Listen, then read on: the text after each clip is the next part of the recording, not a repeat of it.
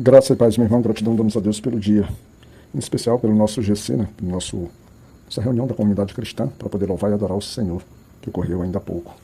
Que maravilha, a gente vai meditar hoje no Salmo 92, hoje dia 4 de setembro de 2025, e o Salmo 92 a gente vai pegar o versículo 13, e diz assim: os que estão plantados na casa do Senhor florescerão nos átrios do nosso Deus.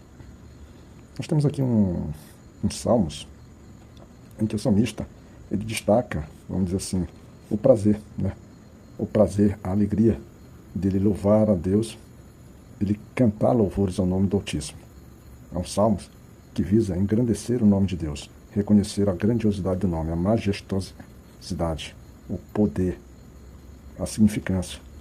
E o salmista ele traz isso, interessante, ele traz isso que esses louvores seria uma forma dele, na verdade, seria uma forma de louvar, e seria um louvor através de cânticos, né, de instrumentos e tudo, porque ele traz lá no versículo 3, sobre o instrumento de 10 cordas e sobre o saltério, sobre a harpa com som solene. Ou seja, fazer uma verdadeira festa, né, um verdadeiro, vamos dizer assim, cerimonial de alegria, contagiando as pessoas, motivando as pessoas a também a louvar. Não é louvar de forma tímida, é louvar de uma forma pública, expressa, forte, né, reluzente, de uma forma que todos pudessem ser, vamos dizer assim, motivados, ensinados ou então convidados a louvar. E o salmista, ele traz isso porque ele está centrado na alegria dele louvar para um Deus que é forte, um Deus que é criador, um Deus que as obras das mãos de Deus, elas são, vamos dizer assim, grandiosas, elas são perfeitas, e que o próprio pensamento de Deus é um pensamento extremamente profundo, né? Profundo no sentido de conhecer tudo, né? Não deixar nada escapar diante do seu entendimento. O salmista também traz, ele vai trazer uma relação de homens, que ele chama de homens brutais, de homens ímpios, em que eles são, vamos dizer assim, que eles vão se multiplicando sobre a terra, né? Porque no versículo 7 ele diz assim: brotam os ímpios como a erva e florescem todos os que praticam iniquidade, mas para serem destruídos para sempre.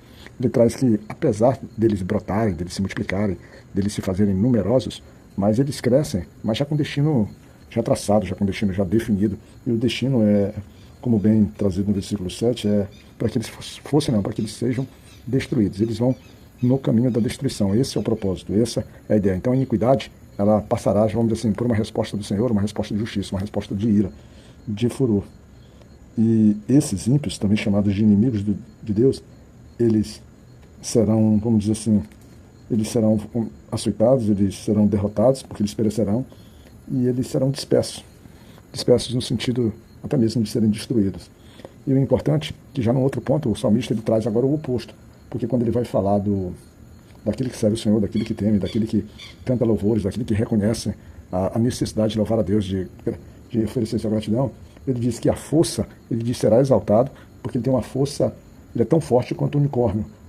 O unicórnio ali no sentido que é um bicho de chifres, representando força, poder, e ele será sujeito a ser ungido com óleo, ou seja, ele é santificado, ele será reservado, ele será purificado. O salmista também reconhece, né, que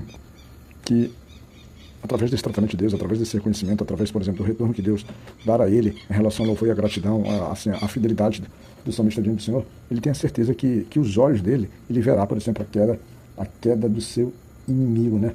A queda daqueles que se levantam contra o salmista, e se levantar contra o salmista em tese, ou paralelamente isso, é se levantar contra o próprio Deus. E aí, a gente vai cair dentro do versículo inicial do nosso trabalho, né? E no final, ele diz que esses justos, né, que eles florescerão, eles se multiplicarão também, eles terão vida e terão abundância, eles, na velhice, lá no versículo 14 ele diz assim: na velhice ainda darão frutos, serão viçosos e florescentes.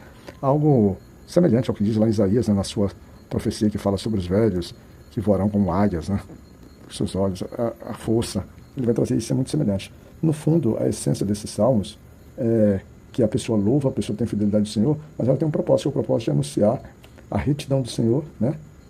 Anunciar que Ele é rocha e que nele também não há qualquer falha, não há qualquer injustiça, né? Porque Ele é pleno, Ele é justo, Ele é perfeito. Fica a graça de Deus e Pai Todo-Poderoso, uma noite abençoada, e que Deus possa nos cuidar.